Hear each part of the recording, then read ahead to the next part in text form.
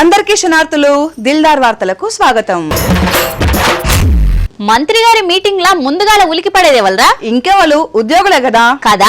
కానీ మంత్రి మీటింగ్ పెట్టినా పెద్ద ఆఫీసర్ మీటింగ్ పెట్టినా అక్కర్లేదు ఫికర్ లేదురా. ఎవరికి ఇంకెవరికి? కొందరు ఉద్యోగులకు. ఎక్కడా ఏంది? సంగారెడ్డి జిల్లాల ప్రగతి ప్రణాళిక అని మీటింగ్ పెడితే ఆ ప్రగతి ఆఫీసర్ల ఫోన్లనే కానొస్తున్నది చూడు. ముంగట ముఖ్యమంత్రి ఉన్నా ముఖ్యమైన మంత్రి ఉన్నా మా మూతులు మాత్రం మొబైల్ ఫోన్లనే ఉంటాయని చూపెడుతున్నారు. సంగారెడ్డి జిల్లాల దామోదర రాజనరసింహ సార్ పెట్టిన మీటింగ్ లా కొందరు ఉద్యోగులు గీ గులాబీ రంగు పంజాబ్ డ్రెస్ వేసుకున్న మేడం పేరు ఏందో గాని, ఓ మేడం నిన్నే సెల్ ఫోన్ లో అంతగానం ఏం దాచినావు? జరా స్టేజ్ మీద ఉన్నోళ్ళు ఏం చెప్తున్నారో ఇను కదా. గీ కాక ఏ డిపార్ట్మెంట్ పాపం కునుకుపాట్లు పడుతున్నాడు. అందుకుందురా రాగం లాలి లాలి జోలాలి లేని పందాలుగా పెట్ట. ఆ వెనకాలన్న మనిషి మూతి కూడా ఫోన్లోనే ఉన్నది. ఈ ముగ్గురు మహిళా ఉద్యోగులు దోస్తులు అనుకుంటా, మరి రీల్స్ చూస్తున్నారు కావచ్చు. ఈ అక్క ఆఫీస్ లో పని చేసి బాగా అలిస్ట్ అయినట్టున్నది. పాపం కళ్ళు మూస్తున్నది. ఇక ఈ అన్నలైతే మనల్ని ఎవరరా అడిగేది అన్నట్టు ఫోన్లోనే మాట్లాడుతున్నారు, చాటింగులు చేస్తున్నారు. ఈ అక్క ఏదెక్కడ పోతే నాకేంది అని బుద్ధిగా తలకాయ కిందికేసి ఫోన్ చూస్తున్నది. చూడక్క చూడు, సంగారెడ్డిలో సర్కారు ప్రగతి ప్రణాళికల సక్కదనం మీద మీటింగ్ పెడితే మన ఆఫీసర్ల సక్కదనం ఇట్లున్నది. ఈ జూన్ 2 నాడు ఏమన్నా ఉత్తమ అవార్డులు ఇట్లా ఇచ్చేది ఉంటే వీళ్ళనే ఉత్తమ ఉద్యోగులుగా గుర్తించే దామోదర రాజనరసింహ అని అంటున్నారు. వీళ్ళ ముచ్చట చూస్తున్నోళ్ళు సమాజంలో ఆత్మగౌరవంతో బ్రతకాలి. ఎన్నడు లేంది అలా పొద్దుగాలనే లేచి పొరకబట్టినవేంద్రా? ఇవాళ ఏం వారం? శనివారం. మరి నీకు తెలియదా ప్రతి శనివారం మా ఇంట్లో క్లీన్ అండ్ గ్రీన్ ప్రోగ్రామ్ ఉంటదని? నువ్వు కూడా ఫాలోగా. నేను రోజు క్లీన్ అండ్ గ్రీన్ గానే చేస్తా. అంటే నేను వారం అంతా ఎక్కడక్కడ విడిచిపెట్టి శనివారం రోజే ఊడుస్తా అంటున్నావా? నేనెందుకంట, నువ్వే చెప్పినావు. దీని మాటలు మీరు పట్టించుకోకుర్రి. ఇల్లు శుభ్రంగా ఉంటేనే వాడలు శుభ్రంగా ఉంటాయి, వాడలు శుభ్రంగా ఉంటేనే ఊర్లన్నీ శుభ్రంగా ఉంటాయి, ఊర్లు శుభ్రంగా ఉంటేనే రాష్ట్రం శుభ్రంగా ఉంటది. ఇప్పటికిప్పుడు శుభ్రత పరిశుభ్రత పాఠాలు ఎందుకు చెప్తున్నట్టు ఆంధ్రాలో ఆఫీసర్లు మంత్రులు చేస్తున్నారా? ఏంది ఫైళ్లు పట్టాల్సిన చేతులు పొరకలు పట్టనే అనుకుంటుర్రా? ప్రజలకు అవగాహన కల్పించేందుకు అన్నమయ్య జిల్లా కలెక్టర్ అధికారులు ఇవాళ స్వచ్ఛాంధ్ర ప్రోగ్రాం పెట్టిర్రు. నగరంలో నలుమూలలు చెత్త చెదారం లేకుండా ఊడ్చి పబ్లిక్ కు ఆదర్శంగా నిలిసిర్రు.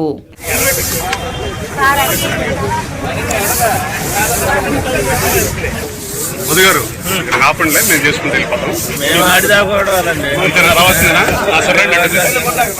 ఇక మంత్రి గుమ్మడి సంధ్యారాణక్క చూడుర్రి, స్వచ్ఛాంధ్రకు కార్లెందుకు, పెట్రోల్ దండ గాని స్కూటీ వేసుకొని వచ్చింది. మేడమే బండి మీద రాగా మాకెందుకు కార్లని పోలీసోళ్ళు అధికారులు కూడా బండ్ల మీద డ్యూటీలకు వచ్చిర్రు. సాలూరు పట్నం సాలువట్టి పారిశుద్ధ్య కార్మికులతోటి మొత్తం రోడ్లను ఉడ్చుకొచ్చిర్రు. నగరంలో పబ్లిక్ ను మేల్కొల్పి ఊరు వాడలు శుభ్రంగా ఉంచుకోవాలని చెప్పిపోయిర్రు. పనిలో పని మీరు కూడా అవసరమైతే తప్ప కార్లు బండ్లు వాడకుర్రి, ఇంధనం పొదుపు చేయురని కూడా చెప్పిర్రు. ఇటు మాచర్ల ఎమ్మెల్యే జూలకంటి సార్ మాచర్ల షీపిరి బట్టి వాడకట్లన్నీ ఉడిచిండు.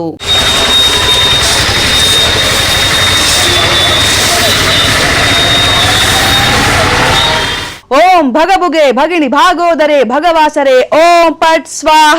ఎవరు చదువుతున్న ఈ మంత్రం? ఏను వాగు, ఈ మంత్రం చదివితే బ్యాంకులో ఉన్న పైసలన్నీ నా అకౌంట్ లోకి వస్తాయట. ఎవరు చెప్పింది? అమ్మో నేను చెప్తే అకౌంట్ లోకి పైసలు రావట. ఇగో గిట్లున్నారు ఇలా జనాలు. ఈ వడగల వానలకు కొబ్బరి చెట్టుకున్న కాయలే రాలతలేవు, పైసలు రాలతాయా? నీ లెక్కనే ఉద్దర మంత్రాలు చదువుతున్నారు, లేనిపోని చర్చలు పెడుతున్నారు. ఏమైందా? హైదరాబాద్ బెంగళూరు మ్యాచ్ అయింది కదా, ఈ పిల్లగాడు చేయబట్టే ఓడిపోయిందట. ఏ పిల్లగాడు? మంత్రాలకు సంత్రకాయలు రాలతాయా అన్నట్టు నిన్నట్ల జరిగిన హైదరాబాద్ బెంగళూరు మ్యాచ్ కు కూడా గట్లనే బయట నుంచి మంత్రాలు చేస్తున్నారని లేని పుకార్లు పుట్టిస్తున్నారు కొందరు. బయటికెళ్లి మంత్రాలు చదువుతుంటే ఈడ వికెట్లు పుట్ట లేచినాయని కామెంట్లతోని కూతలు పెడుతున్నారు కొందరు. అయితే గీ పిల్లగాడు ఇప్పుడు వికెట్ పడితే చూడు అని అనగానే పటీదార్ వికెట్ లేచిపోయింది. అప్పట్లా గట్లనే ఎవలో హైదరాబాద్ అభిమాని నిమ్మకాయతోని తూతూ మంత్రం తుమ్మకాయ మంత్రం అని చదివితే తుపుక్కుమని వికెట్ పడ్డది.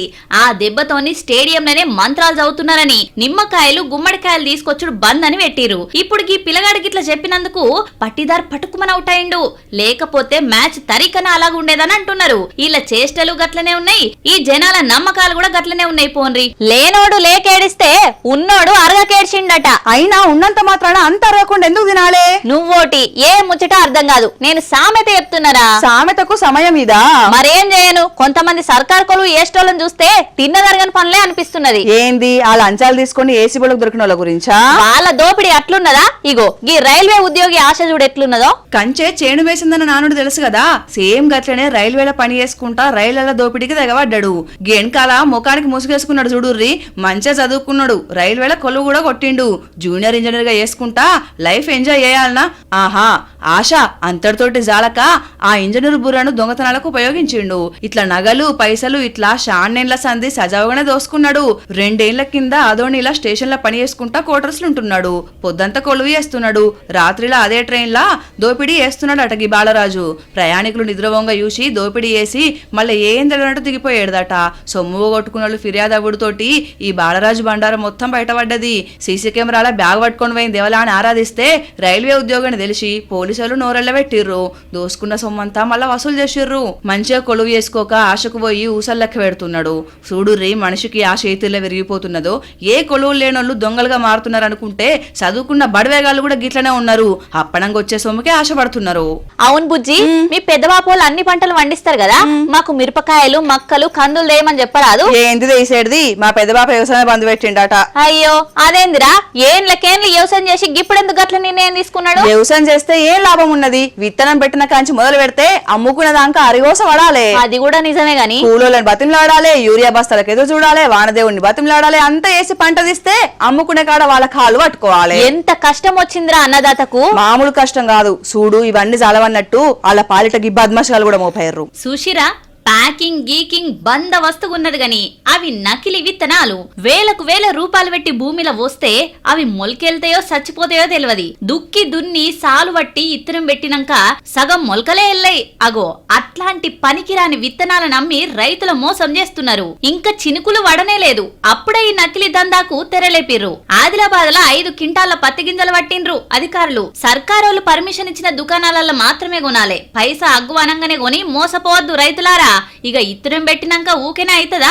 మందులు మాకులు ఎరువులు అన్ని ఖర్చు పెట్టినాక పంట రాకపోతే ఎవరికి చెప్పుర్రి నష్టం? జర ఇట్లాంటి మోసకారుల చేతిలో వడకుండ్రి. మీ కష్టం బూడిదలో వచ్చిన పన్నీరు వేసుకోకుర్రి. టెక్నాలజీ ఎంత పెరిగిపోయిందిరా, కూసున్న కాడికే అన్ని రావట్టే. నువ్వు కూడా తాడి లెక్క పెరిగినావు, కానీ ఏం లాభం? నువ్వు నన్ను వ్యక్తిత్వ హననం చేస్తున్నావు. ఓ బుజ్జి అంత పని చేయకురా. అగో నేనేమన్నా నువ్వేమంటున్నావు? ఇందాక ఏదో మాట అన్నానని ఆత్మహత్య చేసుకుంటా అంటున్నావు కదా. అది ఆత్మహత్య కాదురా, వ్యక్తిత్వ హననం, క్యారెక్టర్ అసోసియేషన్. హో దట్టా. వేసిన చిన్న మిస్టేక్ తోటి భావం మొత్తం మారిపోయింది తెలుసా నీకు? నాకు అట్లనే అనిపించిందిరా మరి. అందుకే గిసొంటి తప్పులు జరగకుండా ఉండాలని కొత్త యాప్ తీసుకొచ్చారు హైదరాబాద్ లో పోలీసు వాళ్ళు. ఆడోళ్ల రక్షణ కోసం ఎన్నో మొబైల్ యాప్లు తీసుకొచ్చినాయి కదా సర్కార్లు. ఇక ఆపత్తులున్నప్పుడు యాప్ల కంప్లైంట్ చేస్తే చాలు పోలీసోళ్లను అలర్ట్ చేస్తుంటాయి కదా. అయితే ఇప్పుడు కొత్తగా వలస కూలీలు టూరిస్టులు కంప్లైంట్ చేసేందుకు ఏఐ కాపీ రైటర్ అనే కొత్త యాప్ ని తీసుకొచ్చిర్రు హైదరాబాద్ పోలీసోళ్లు. అయితే పోలీస్ స్టేషన్ కు వచ్చే బాధితులకు భాషాపరమైన తిప్పలు కాకుంటుండాలని గీ తీర్ల వేసిరట. ఇక నగరానికి వచ్చినోళ్లు కొందరికి తెలుగు ఇంగ్లీష్ భాష రాకపోవడు చేయబట్టి వాళ్ళిచ్చిన కంప్లైంట్లకు ఎఫ్ఐఆర్ నమోదుల ఆలస్యమవుడు జరిగేదట. కేసు కూడా నత్తనడకన సాగేదట. అందుకే గీ కాపీ రైటర్ యాప్ ను తీసుకొచ్చిరట పోలీసోళ్లు. ఇక Banjara hills command control app ను లాంఛనంగా ఓపెనింగ్ చేసిండు సిపి సజ్జనార్ సార్. ఇప్పటికైతే 10కి మీదనే ప్రధాన భారతీయ భాషల్ని గుర్తిస్తదట గీ యాప్. ఇక జల్దిన్నే నగరంలోన్న 80 పోలీస్ స్టేషన్లల్లా అందుబాటులోకి తెస్తారట దీన్ని. ఇక పట్నానికి వచ్చే వలస కూలీలకు పర్యాటకులు కంప్లైంట్ చేసేందుకు భాషాపరమైన తిప్పలు తప్పినట్టే అని అంటున్నారు పోలీసోళ్లు. ఇవల్ల ఇయాల్టి దిల్దార్ వార్తలు. మళ్ళొచ్చే దిల్దార్ వార్తలల్లా మళ్ళా కలుద్దాం. అంతవరకు చూస్తూనే ఉండండి వనిత టీవీ. నమస్తే.